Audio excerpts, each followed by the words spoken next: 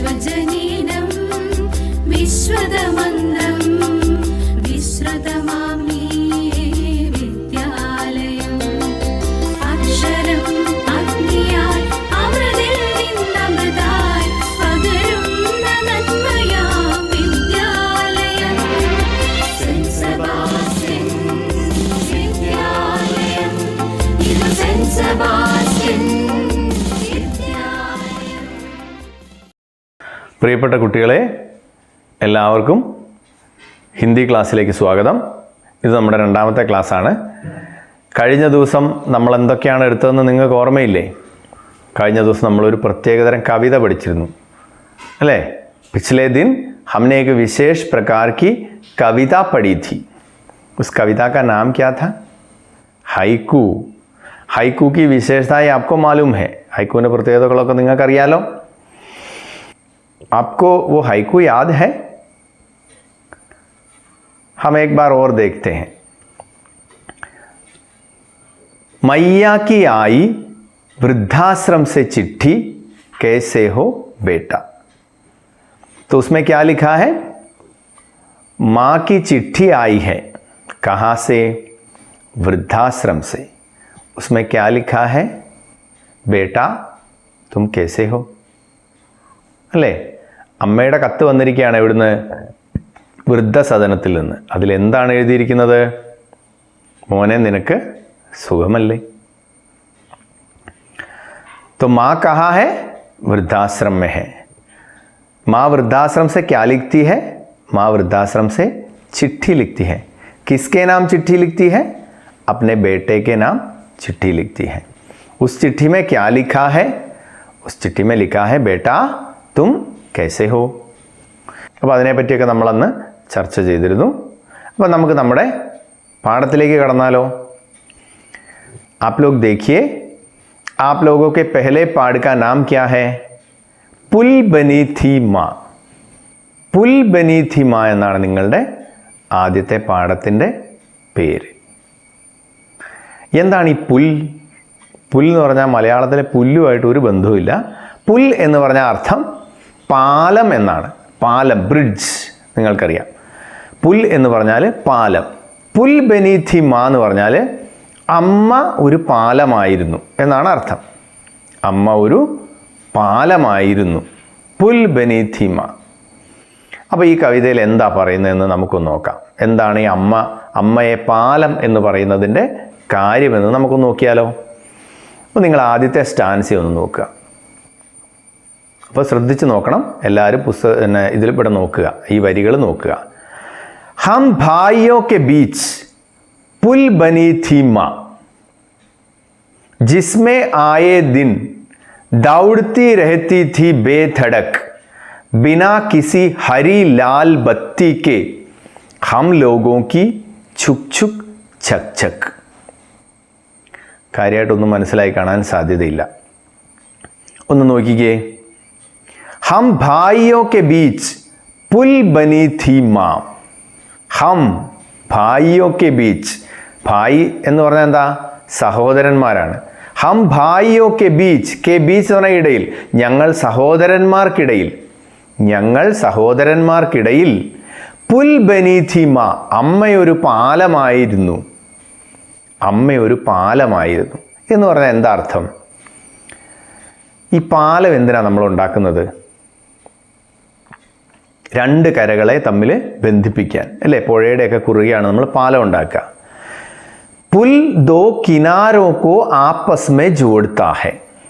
പാലം രണ്ട് കരകളെ പരസ്പരം ബന്ധിപ്പിക്കുകയാണ് ചെയ്യുന്നത് അല്ലേ?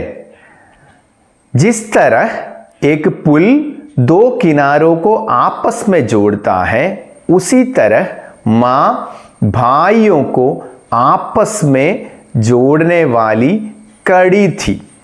എങ്ങനെയാണോ ഒരു പാലം രണ്ട് കരകളെ തമ്മിൽ പരസ്പരം ബന്ധിപ്പിക്കുന്നത്, അതുപോലെ അമ്മ സഹോദരന്മാരെ പരസ്പരം ബന്ധിപ്പിക്കുന്ന കണ്ണിയായിരുന്നു. കടി എന്നൊരു വാക്ക് അവിടെ ഞാൻ പറഞ്ഞു. കടി എന്ന് പറഞ്ഞാൽ കണ്ണി എന്നാണ് അർത്ഥം. ചങ്ങലയുടെ ഒക്കെ കണ്ണി നിങ്ങൾ കണ്ടിട്ടില്ലേ? അപ്പോൾ അമ്മ സഹോദരന്മാരെ പരസ്പരം ബന്ധിപ്പിക്കുന്ന ഒരു കണ്ണിയായിരുന്നു. ഇനി ബാക്കി നോക്കിയേ. ജിസ്മേ ആയേ ദിൻ ദൗड़ती रहती थी बेधड़क बिना किसी हरी लाल बत्ती के हम लोगों की छुक छुक छक छक. ഈ ചുക് ചുക് ചക് ചക് എന്ന് കേൾക്കുമ്പോൾ നിങ്ങൾക്ക് എന്താ ഓർമ്മ വരുന്നത്? തീവണ്ടിയാണ് അല്ലേ. ചുക് ചുക് ചക് ചക് എന്നുള്ള ശബ്ദം കേൾക്കുമ്പോൾ നമുക്ക് തീവണ്ടി ഓർമ്മ വരും. തീവണ്ടിക്ക് എന്താ ഹിന്ദി പറയുക? ആപ്കോ മാലൂം ഹേ? നിങ്ങൾക്കറിയാവോ? തീവണ്ടിക്ക് ഹിന്ദിയിൽ റെയിൽ ഗാഡി എന്നാണ് പറയുക. റെയിൽ ഗാഡി. എന്താണ്? റെയിൽ ഗാഡി. അപ്പോൾ എന്താ ഇവിടെ തീവണ്ടിയുടെ കാര്യം പറയുന്നതും കൂടെ നമുക്ക് നോക്കാം. ജിസ്മേ ആയേ ദിൻ ദൗड़ती रहती थी बेधड़क. അതിലൂടെ വന്ന ദിവസങ്ങളിലെല്ലാം ദൗड़ती रहती थी ഓടിക്കൊണ്ടിരിക്കുകയായിരുന്നു. ബേധടക്. ബേധടക് എന്ന് പറഞ്ഞാൽ ഒരു തടസ്സവുമില്ലാതെ. ബിനാ കിസി ഹരി ലാൽ ബത്തിക്ക്. ഹരി ബത്തി ലാൽ ബത്തി. ഹര എന്ന് പറഞ്ഞാൽ പച്ച, ലാൽ എന്ന് പറഞ്ഞാൽ ചുവപ്പ്, ബത്തി എന്ന് പറഞ്ഞാൽ ലൈറ്റ്, വിളക്ക് എന്നൊക്കെ അർത്ഥം. എന്താണ് ഇവിടെ ഹരി ബത്തി ലാൽ ബത്തി? ഈ പച്ച ലൈറ്റും ചുവന്ന ലൈറ്റും നമ്മൾ എവിടെയാണ് കാണുക? ട്രാഫിക് സിഗ്നലിൽ കാണും. പിന്നെ റെയിൽവേ സ്റ്റേഷനുമായിട്ട് ബന്ധപ്പെട്ട് ട്രെയിനിൻ്റെ ഗതാഗതത്തിൽ നമുക്ക് പച്ച ലൈറ്റും ചുവന്ന ലൈറ്റും കാണാം അല്ലേ? റെയിൽവേ സ്റ്റേഷനിൽ നിന്നിട്ട് തന്നെ പച്ച കൊടിയും ചുവന്ന കൊടിയൊക്കെ വീശ് നിങ്ങൾ കണ്ടിട്ടില്ലേ? അതുപോലെ നമ്മൾ ട്രെയിനിൽ പോകുമ്പോൾ കാണാം, അതിന് ട്രെയിനിന് സിഗ്നൽ കൊടുക്കുന്നിടത്ത് ചുവന്ന ലൈറ്റും പച്ച ലൈറ്റും. ചുവന്ന ലൈറ്റാണെങ്കിൽ വണ്ടി അവിടെ നിൽക്കും. പച്ച ലൈറ്റ് കിട്ടിയതിന് ശേഷം മാത്രമേ ട്രെയിൻ മുന്നോട്ട് പോവുകയുള്ളൂ. നമ്മൾ ട്രാഫിക് സിഗ്നലിലും അങ്ങനെ തന്നെയാണ് കാണുന്നത്. റെഡ് കണ്ടാൽ നമുക്ക് ചുവന്ന ലൈറ്റ് കണ്ടാൽ നമ്മൾ അവിടെ നിർത്തണം.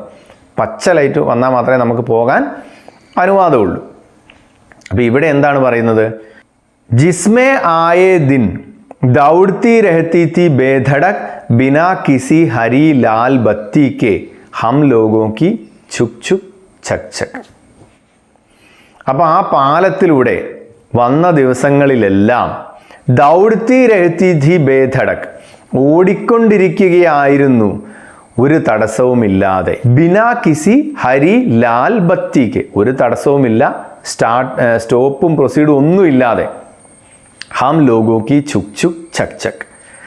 ഞങ്ങളുടെ തീവണ്ടി എന്ന് പറഞ്ഞാൽ എന്താ അർത്ഥം? ഈ സഹോദരന്മാർക്ക്, അതായത് അമ്മയുടെ മക്കളാണ് ഈ സഹോദരന്മാരെന്ന് അവർ പരസ്പരം പറയുന്നത്. അമ്മയുടെ മക്കൾക്ക് തീവണ്ടിയുണ്ടോ? ഇല്ല. ആ തീവണ്ടി അവിടെ ഒരു പ്രതീകമാണ്. പാലം ഒരു പ്രതീകമായിരുന്നല്ലോ അല്ലേ? ആ മക്കളെ തമ്മിൽ പരസ്പരം ബന്ധിപ്പിക്കുന്ന കണ്ണി എന്നതിന് പകരമായിരുന്നു നമ്മളവിടെ പാലം എന്ന് പറഞ്ഞിരിക്കുന്നത് ഈ കവിതയിൽ. അതുപോലെ ഇവിടെ ഈ തീവണ്ടി എന്ന് പറയുന്നതും ഒരു പ്രതീകമാണ്. ഈ തീവണ്ടി എന്ന് പറഞ്ഞാൽ അമ്മയുടെ മക്കളായ സഹോദരന്മാരുടെ ജീവിതമാണ്. ഈ അമ്മയുടെ മക്കളുടെ ജീവിതമാണ്. ഈ ജീവിതമാകുന്ന തീവണ്ടിയുടെ കാര്യമാണ് ഇവിടെ പറയുന്നത്. അപ്പോൾ എന്താണ് ആ വരികളിൽ പറഞ്ഞിരിക്കുന്നത്? माँ रूपी पुल से बच्चों की जिंदगी रूपी रेलगाड़ी बिना किसी बाधा के चलती रही. അമ്മയാകുന്ന പാലത്തിലൂടെ കുട്ടികളുടെ ജീവിതമാകുന്ന തീവണ്ടി ഒരു തടസ്സവുമില്ലാതെ ഓടിക്കൊണ്ടിരുന്നു. माँ रूपी पुल से बच्चों की जिंदगी रूपी रेलगाड़ी बिना किसी बाधा के या बिना किसी रोक टोक के चलती रही. അപ്പോൾ കുട്ടികളുടെ ജീവിതമാകുന്ന തീവണ്ടി അമ്മയാകുന്ന പാലത്തിലൂടെ യാതൊരു തടസ്സവുമില്ലാതെ ഓടിക്കൊണ്ടിരുന്നു. ഇതാണ് നമ്മുടെ ആദ്യത്തെ സ്റ്റാൻസയുടെ അർത്ഥം. ഇതിനകത്തിപ്പോൾ നിങ്ങൾക്ക് ഇനി സംശയമൊന്നുമില്ലല്ലോ. ഇനി നമുക്ക് അടുത്ത സ്റ്റാൻസയും കൂടി പഠിക്കാം.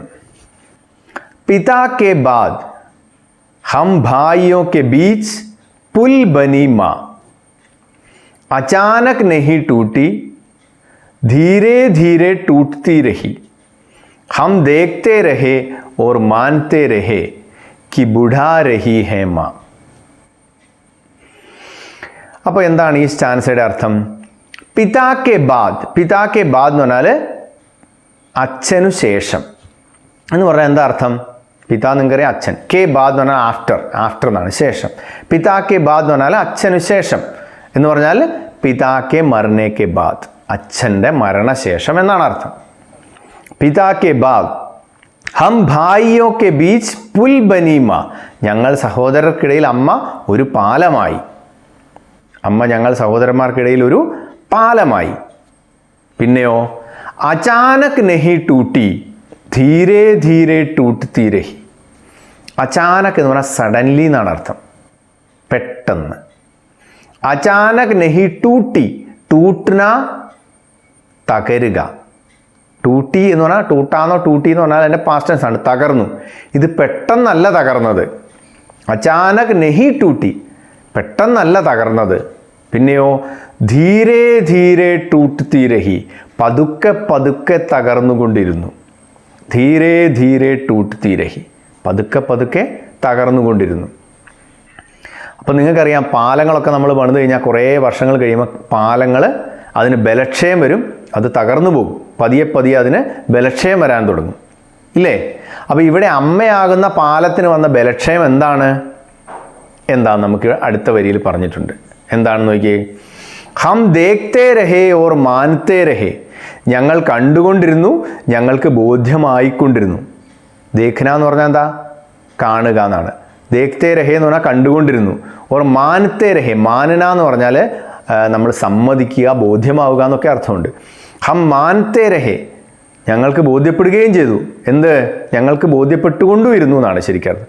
ഞങ്ങൾക്ക് ബോധ്യപ്പെട്ടുകൊണ്ടും ഇരുന്നു, ഞങ്ങൾ കണ്ടുകൊണ്ടും ഇരുന്നു. എന്താണ്? ബുഢാരഹി ഹെമ, അമ്മയ്ക്ക് വയസ്സാകുന്നു എന്ന്. കണ്ടോ? അമ്മയാകുന്ന പാലത്തിനുണ്ടാകുന്ന ബലക്ഷയം എന്ന് പറഞ്ഞാൽ എന്താണ് ഇവിടെ? വാർദ്ധക്യമാണ്. നിങ്ങൾക്കറിയാമല്ലോ, വയസ്സായ ആൾക്കാർ നമ്മുടെയൊക്കെ വീടുകളിലുണ്ടാവും, പ്രായമായവർ, അല്ലേ? നമ്മുടെ മുത്തശ്ശന്മാരോ ഒക്കെ ഉണ്ടാവും. നിങ്ങൾക്കറിയാം, വയസ്സായി കഴിയുമ്പം, നമുക്കൊരു പ്രായമായി കഴിയുമ്പം നമ്മളുടെ ശരീരം ബലഹീനമാവും. നമുക്കിപ്പോൾ അങ്ങോട്ട് നടക്കണം എന്ന് വിചാരിച്ചാൽ പറ്റില്ല, ഓടണം എന്ന് വിചാരിച്ചാൽ പറ്റില്ല. നമ്മുടെ മനസ്സ് ചെയ്യണമെന്ന് ആഗ്രഹിക്കുന്ന കാര്യങ്ങൾ ചെയ്യാൻ നമുക്ക് ശരീരത്തിന് കരുത്തുണ്ടാവില്ല. നമ്മൾ ബലഹീനമായി പോവും, വടി കുത്തി നടക്കേണ്ടി വരും, വായിലെ പല്ലൊക്കെ പറഞ്ഞു പോവും, നടുവിനൊരു കൂന് വരും, ഇല്ലേ? വാർദ്ധക്യത്തിൽ അങ്ങനെയൊക്കെയാണ് നമുക്ക് എല്ലാവർക്കും സംഭവിക്കാൻ പോകുന്നത്. അപ്പോൾ അമ്മയാകുന്ന പാലം പതിയെ പതിയെ തകരാൻ തുടങ്ങി എന്ന് പറഞ്ഞാൽ ഇവിടെ അർത്ഥം എന്താണ്? അമ്മയ്ക്ക് പ്രായമായി. വാർദ്ധക്യം എന്നുള്ള വാക്ക് ഹിന്ദിയിൽ പറയുന്നത് ബൂഢാപ്പ എന്നാണ്. ബൂഢാപ്പ, ബൂഢാ ഹോന എന്ന് പറഞ്ഞാൽ വയസ്സാവുക, പ്രായമാവുക, വൃദ്ധാവസ്ഥയിലെത്തുക എന്നൊക്കെ അർത്ഥം. അതിൻ്റെ നാമരൂപം വാർദ്ധക്യം എന്നുള്ള വാക്ക് ബുഢാപ്പ എന്നാണ്. ബുഢാപ്പ, വാർദ്ധക്യം. അപ്പം ഈ വാർദ്ധക്യമാണ് എന്ത്? അമ്മയാകുന്ന പാലത്തിൻ്റെ ബലക്ഷയം. ഇപ്പം മനസ്സിലായില്ലേ? അപ്പോൾ ആ വരികളിൽ പറയുന്നത് എന്താണെന്ന് നമുക്കൊന്നും കൂടി നോക്കാം. पिता के मरने के बाद माँ भाइयों के बीच एक पुल बनी रही. അച്ഛൻ്റെ മരണശേഷം അമ്മ സഹോദരന്മാർക്കിടയിൽ ഒരു പാലമായി വർത്തിച്ചു. ധീരെ ധീരെ മാരൂപി പുൽ ടൂട്ടിനെ ലഗ. പതുക്കെ പതുക്കെ അമ്മയാകുന്ന ആ പാലം തകരാൻ തുടങ്ങി. ബच्चे ये मानते रहे और देखते रहे माँ बूढ़ी हो रही है. അമ്മ പതുക്കെ പതുക്കെ പ്രായമാകുന്നുവെന്ന് കുട്ടികൾക്ക് തോന്നിത്തുടങ്ങി. അപ്പോൾ ഇതാണ് നമ്മുടെ 2 സ്റ്റാൻസയുടെ അർത്ഥം. അപ്പം നിങ്ങൾ എന്താ ചെയ്യേണ്ടതെന്ന് ചോദിച്ചാൽ ഈ 2 സ്റ്റാൻസ നന്നായിട്ട് വായിക്കുക, വായിച്ച് നന്നായിട്ട് പഠിക്കുക. എത്ര പ്രാവശ്യം വായിക്കണമെന്ന് എന്നോട് ചോദിച്ചാൽ ഞാൻ പറയും, നിങ്ങൾ തെറ്റില്ലാതെ ഫ്ലുവൻ്റായിട്ട് വായിക്കുന്നത് വരെ, നിങ്ങളെക്കൊണ്ട് തെറ്റില്ലാതെ ഫ്ലുവൻ്റായിട്ട് വായിക്കാൻ പറ്റുന്നത് വരെ നിങ്ങൾ വായിക്കണം. അതിനുശേഷം അതൊന്ന് റെക്കോർഡ് ചെയ്ത് എനിക്ക് അയച്ചു തരണം. നിങ്ങൾ ആ കവിതയുടെ 2 സ്റ്റാൻസ ആലപിക്കുന്നത് ഒന്ന് റെക്കോർഡ് ചെയ്ത് എനിക്ക് അയച്ചു തരണം. അതുപോലെ ഈ കവിതയിൽ നമ്മളിപ്പം ഈ 2 സ്റ്റാൻസ എടുത്തതിൻ്റെ അർത്ഥങ്ങളൊക്കെ ഞാൻ ഇതിനിടെ നിങ്ങൾക്ക് പറഞ്ഞു തന്നു. അതൊക്കെ നിങ്ങളൊന്ന് നോക്കി എഴുതി കാണാതെ പഠിച്ചു വെക്കണം. എഴുതി ചുമ്മാ വെച്ചാൽ പോരാ, അത് പഠിക്കണം, എഴുതി പഠിക്കണം. എഴുതി പഠിച്ചാൽ മാത്രമേ നിങ്ങൾക്ക് ഇത് എഴുതാൻ കിട്ടുള്ളൂ. അല്ലെങ്കിൽ നമുക്ക് എഴുതുന്ന സമയത്ത് സ്പെല്ലിങ്ങിന് കൺഫ്യൂഷൻ വരും. നിങ്ങൾക്കറിയാലോ, നമ്മൾക്ക് എത്ര നമുക്ക് അറിയാവുന്ന വാക്കുകളാണെങ്കിലും അത് ഇംഗ്ലീഷ് എഴുതുമ്പോഴും മലയാളം എഴുതുമ്പോഴും ഒക്കെ നമുക്ക് ചില വാക്കുകൾ എഴുതുമ്പോൾ കൺഫ്യൂഷൻ വരാറുണ്ട്. എന്തുകൊണ്ടാണ്? നമുക്കത് എഴുതാഞ്ഞിട്ടാണ്. കുറേ കാലം എഴുതാണ്ടിരിക്കുമ്പോൾ നമുക്ക് കൺഫ്യൂഷൻ വരും. അപ്പോൾ അതുകൊണ്ട് നിങ്ങളത് നന്നായിട്ട് എഴുതി പഠിക്കുക. ഓക്കെ, അപ്പോൾ ഇന്ന് ഇത്രയും മതി. അപ്പോൾ എല്ലാവർക്കും ബൈ.